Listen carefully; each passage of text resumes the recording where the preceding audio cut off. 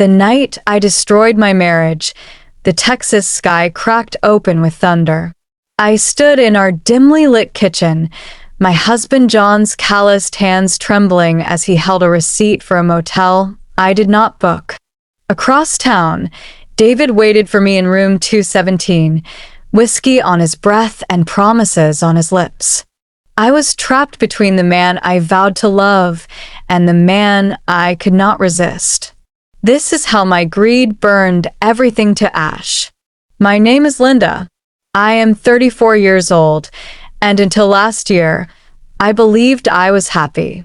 John and I lived in a red brick house in Austin, where he worked as a firefighter and I managed a boutique. For 10 years, our marriage was steady but stale, like coffee left too long on the counter. John was kind but distant, his heart still singed by losses he never shared. I filled my days with silk dresses and polite chatter, pretending not to notice the silence between us. Then came David. He was a bartender at the Lone Star, a dimly lit spot I visited with coworkers. David had a laugh that cut through noise and eyes that held stories. He flirted as easily as breathing, calling me ma'am with a smirk that made my face burn. We talked about books, his failed music career, and my hollow marriage.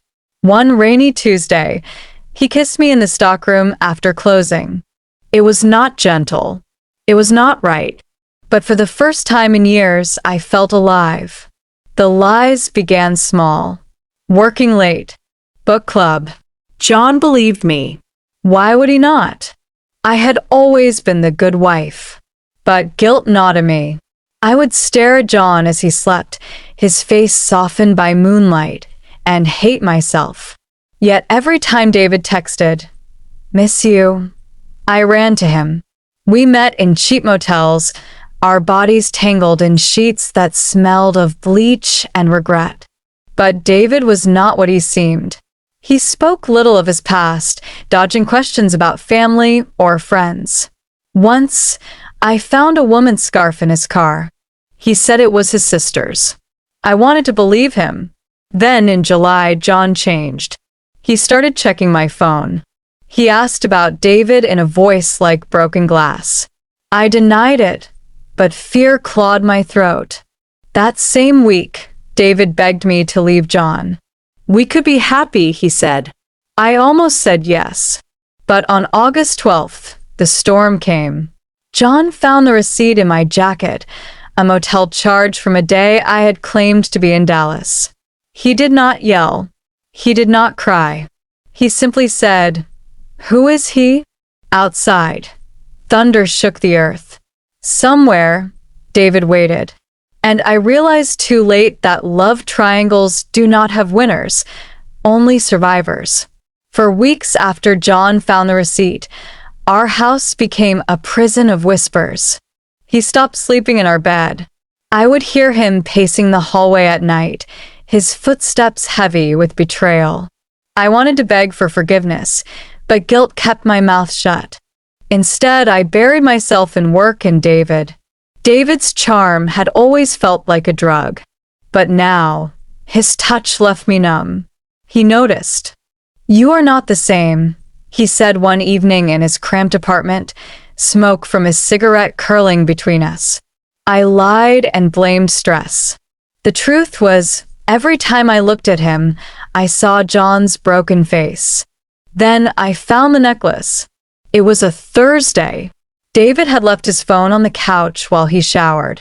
A text flashed, "Can't wait for tonight. Sarah." My stomach twisted. I scrolled quickly, photos of a blonde woman laughing in his car, dates at restaurants he had told me were busy shifts. When David returned, I shoved the phone at him. "Who is she?" He smirked. "A friend." "You are lying," I said. His smile vanished. "You have a husband. I have a life. Do not act surprised." I stormed out, tears blurring the road. That night, I told John the first was visiting my sister. Instead, I drove to the Lone Star, drowning in vodka sodas. A stranger bought me a drink. For a moment, I imagined letting him take me home. But then I pictured John's hands, rough from saving lives, gentle when he used to hold mine, and I stumbled into the parking lot, sick with shame. John was changing. He stopped asking where I was. He started coming home late, smelling of coffee and ink. One morning, I found a business card in the laundry. M. Carter, private investigator. Panic shot through me. That afternoon, I called David. We have to stop. John knows. David laughed.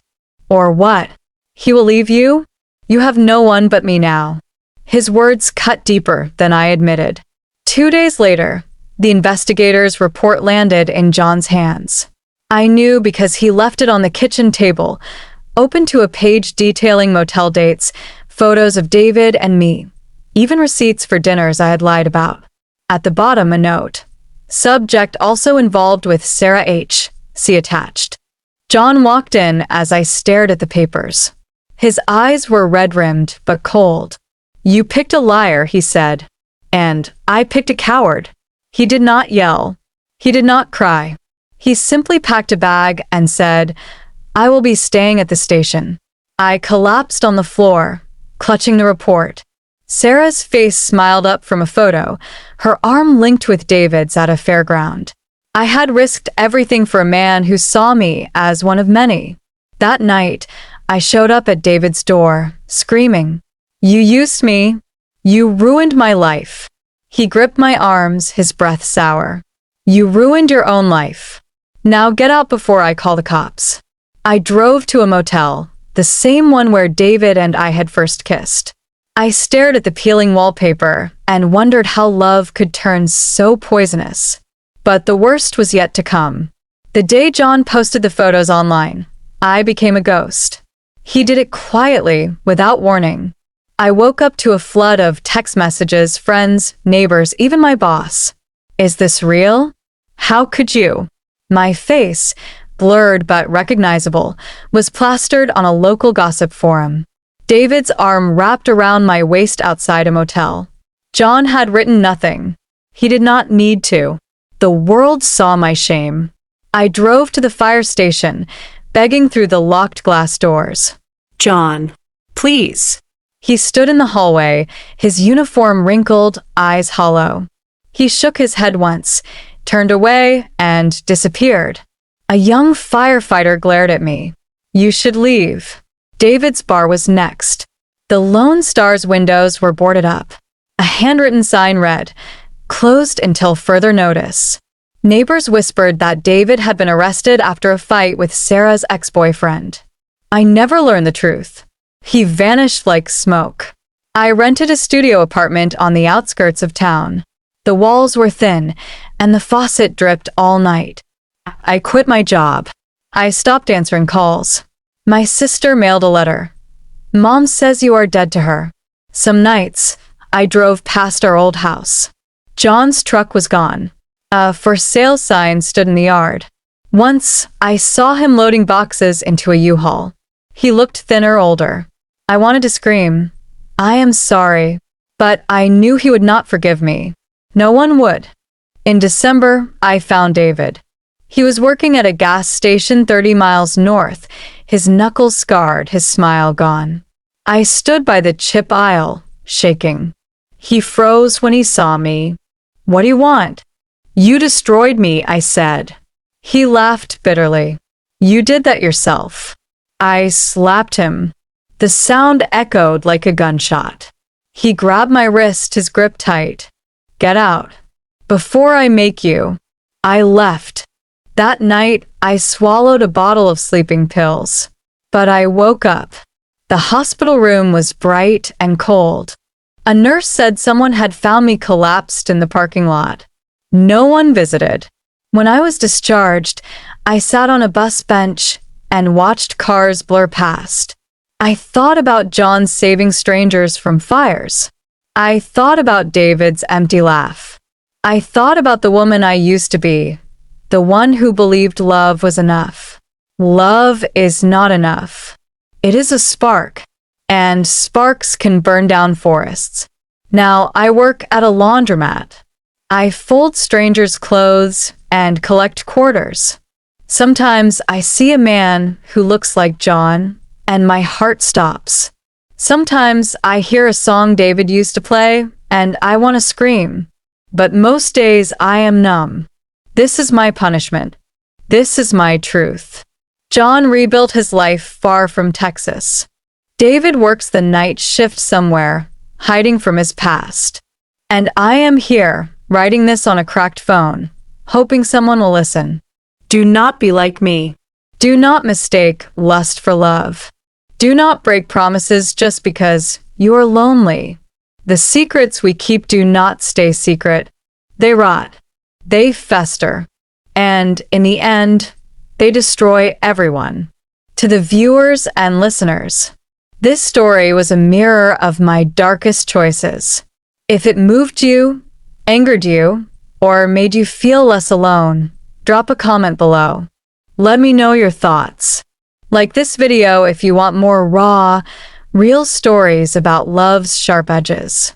Share with someone who needs to hear it. And do not forget to subscribe. The next tale might just save your soul. Thank you for listening.